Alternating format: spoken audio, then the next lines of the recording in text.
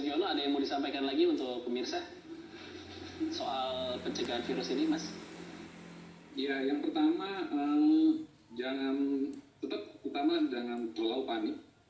Kita tetap waspada, tapi yang jelas dengan waspada kita juga harus dengan suasana genting seperti ini mau nggak mau kita harus support pemerintah usaha yang mereka lakukan gitu, walaupun mungkin ada beberapa anggapan mungkin ada yang memang belum optimal atau dan lain sebagainya. Yang jelas kita sama-sama melakukan anjuran atau rekomendasi yang dikeluarkan oleh pemerintah untuk pencegahan COVID-19 ini. Mulai dari langkah kita personal pribadi sampai lingkungan komunitas kita melalui physical distancing gitu. Oke. Untuk Mas Indra, ya saya juga mau nanya pertanyaan terakhir, Mas Indra. Ada sebuah link video, misalnya kita cari di YouTube atau di buku, Mas, yang bisa jadi rujukan untuk baik para pengajar ataupun mahasiswa ataupun murid, bagaimana cara efektif untuk belajar online, karena kan kita belum terbiasa nih sebenarnya dengan sistem belajar seperti ini yang belum tahu sampai kapan nih. Kalau kayak di UI kita sampai akhir semester nih, berarti masih ada sekitar 2 bulan lagi akan belajar dengan online. Cara belajar online yang efektif secara day by day-nya ada referensi nggak, Mas Indra? Kalau referensi ada jutaan referensi yang bisa kita cari ya, tapi kembali itu akan tergantung dari masing-masing individualnya, bagaimana cara mereka. Kan cara orang belajar juga berbeda-beda kan. Ada orang yang lebih ke audio dan lebih ke visual dan lebih ke estetik kan. Tapi intinya tadi yang saya sampaikan, pendidikan itu harusnya sudah belajar bagaimana caranya belajar dan model-model pendidikan yang baru itu sekarang untuk dapetin ijazah SMA itu dari Amerika aja ada yang bisa kita dapetin dua ijazah SMA gitu. Jadi dari Indonesia dan barengan dari Amerika. Itu yang dari Amerikanya secara online, dan itu SMA yang bagus di Amerika sana itu bisa dilakukan. Juga termasuk S1, S2, S3 juga sekarang juga bisa dilakukan secara online, nggak harus tatap muka. Nah, tapi isi dari pembelajarannya bukan hanya tentang konten gitu, bukan hanya ngelihat video atau ada animasi, itu enggak, tapi justru bagaimana karya yang dihasilkan itu bisa bermakna. Jadi sebetulnya ujungnya adalah karya deh. Jadi kalau mau belajar yang efektif, kalau sudah bisa menghasilkan karya itu sudah lebih efektif daripada hanya belajar teori. Oke, siap. Ada lagi mau disampaikan, Mas Indra, bagi teman? Nah, ini satu hal yang penting buat para orang tua dan begitu. Ini momen yang tepat untuk meriset lagi pola pendidikan kita. Salah satu hal yang membuat kualitas pendidikan kita itu menjadi satu yang terendah di dunia, karena kebanyakan orang tua Indonesia itu mindsetnya dalam mendidik anak itu outsourcing.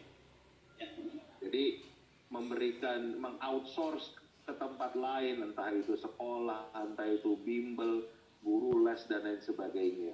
Padahal kalau kita bandingkan dengan salah satu negara yang disebut mutu pendidikannya terbaik, yaitu Finlandia, kuncinya justru di pendidikan dari orang tua. Kenapa anak Finlandia nggak butuh PR, nggak pernah dikasih PR? Jadi mereka suka baca. Nah, kita ini negara yang sangat tidak suka baca. Ya, Mas Indra, boleh kasih statement terakhir untuk pemirsa bagaimana menyikapi pendidikan di masa seperti ini, Mas Indra? Satu hal yang bisa dilakukan oleh para orang tua, masyarakat, anak-anak di masa harus belajar dalam jaringan ini, ada satu hal di dunia pendidikan kita yang sangat lemah, yaitu kemampuan membaca. Berdasarkan survei, kita itu menempati posisi nomor 2 dari bawah, nomor 60 dan 61 negara dari kemampuan literasi. Kenapa? Karena tadi anak-anak kita, masyarakat kita nggak suka membaca. Nah, satu hal yang bisa dilakukan di saat seperti sekarang harus belajar di rumah, kerja dari rumah, ini setiap keluarga bisa mengambil 1 jam saja dari 24 jam tiap hari untuk sama-sama membaca. Jadi ngambil waktu yang tenang, ya baca buku ya, bukan baca WhatsApp, bukan baca gosip, tapi baca buku apa aja. Bisa banyak, itu jutaan e-book yang gratis di internet bisa diambil, tapi itu membiasakan untuk meningkatkan kemampuan literasi kita. Dan sebenarnya inilah bedanya Indonesia dengan Finlandia. Kenapa Finlandia menjadi salah satu negara dengan kualitas pendidikan yang sangat baik, salah satu terbaik di dunia, karena mereka punya budaya membaca, dan budaya membaca itu dimulai dari keluarga. Makanya anak Finlandia nggak perlu dikasih PR, karena mereka pulang sekolah pun akan selalu baca, bicara dengan orang tuanya. Jadi membaca itu sudah bagian dari kehidupan mereka. Sedangkan kita kan belum.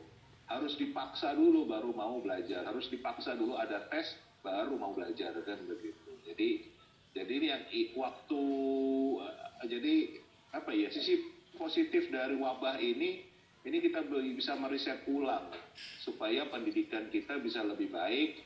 Dan pendidikan itu yang utama mulainya dari keluarga.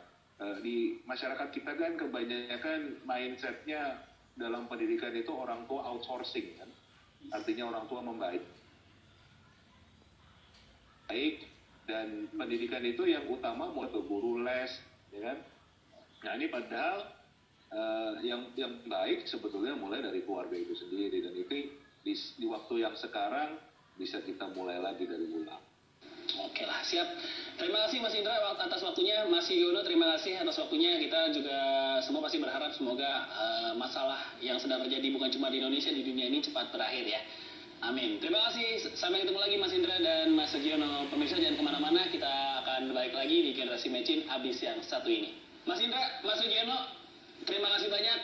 Mohon maaf waktunya banyak kepake karena koneksi internet yang tidak stabil. Terima kasih Mas Indra ya.